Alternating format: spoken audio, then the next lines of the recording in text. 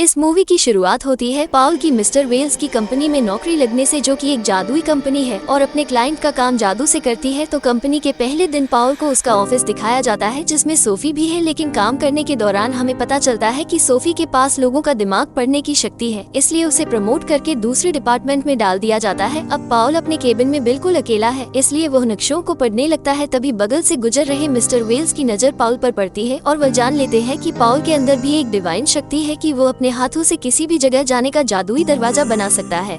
Mister Wales पाउल को अपने office में ले जाते हैं और उसे समझाते हैं कि उसे अपनी शक्तियों की मदद से एक जादुई दरवाजा ढूंढना है और इस दरवाजे की खासियत है कि यह तुम्हें कहीं भी ले जा सकता है। लेकिन मिस्टर वेल्स पाउल को सावधान भी करते हैं कि इस बारे में किसी को कुछ नहीं बताएं। इसके बाद पाउल पूरी कंपनी में वो दरवाजा ढूंढने लगता है और आखिरकार उस दरवाजे को ढूंढने में कामयाब हो जाता है। पाउल जादुई दरवाजे को खोलकर उसके अंदर जाता है और देखता है कि मिस्टर वेल्स मीटिंग कर रहे हैं। मिस्टर वेल्स की बातें सुनने पर पाउल को पता चलता है कि वेल्स पूरी दुनिया के दिमाग पर कब्जा करना चाहते हैं और उन्होंने सोफी के दिमाग पर भी कब्जा कर लिया है। ये बातें जानकर पाउल चौंक जाता है, लेकिन किसी को पता लगे बिना दरवाजे की मदद से अपने ऑफिस आ जाता है।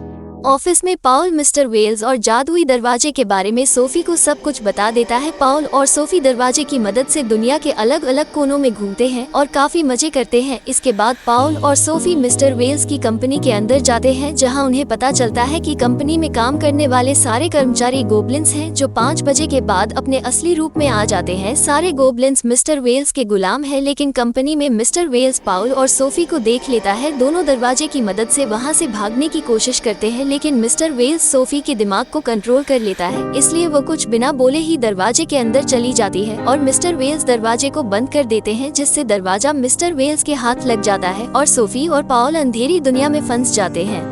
इस दुनिया के अंदर उन्हें एक बूढ़ा आदमी मिलता है जो बताता है कि वो मिस्टर वेल्स का पिता है और वेल्स ने अपने पिता को धोखे से जादुई दुनिया के अंदर बंद कर दिया था, क्योंकि उन्हें पता था कि मिस्टर वेल्स बचपन से ही शैतान है। इसलिए उन्होंने मिस्टर वेल्स से एक कॉन्ट्रैक्ट साइन करा लिया था जिसमें मिस्टर वेल्स की आत्मा हमेशा उसके पिता की बात मानेगी। लेकिन इस दुनिया में बंद होने के कारण सीनियर मिस्टर वेल्स इस कॉन्ट्रैक्ट को बैंक ऑफ डेड में जमा नहीं कर सकते थे। कोई भी रास्ता नहीं मिलने के बाद पाउल अपनी शक्तियों की मदद से बाहर जाने का दरवाजा ढूंढ लेता है और तीनों इस जादुई दुनिया से असली दुनिया में आ जाते हैं। मिस्टर वेल्स को जब ये पता चलता है तो वो उसके पिता को बंदी बना लेता है, लेकिन पाउल अपनी शक्तियों की मदद से एक बार फिर बैंक ऑफ डेड जाने का दरवाजा बना लेता है और बैंक के अंदर कॉन्ट्रैक्ट जमा कर देता है। कॉन्ट्रैक्ट के जमा होते ही मिस्टर वेल्स की सारी शक्तियाँ चली जाती है और उसे काबू करके जादुई दुनिया के अंदर भेज दिया जाता है।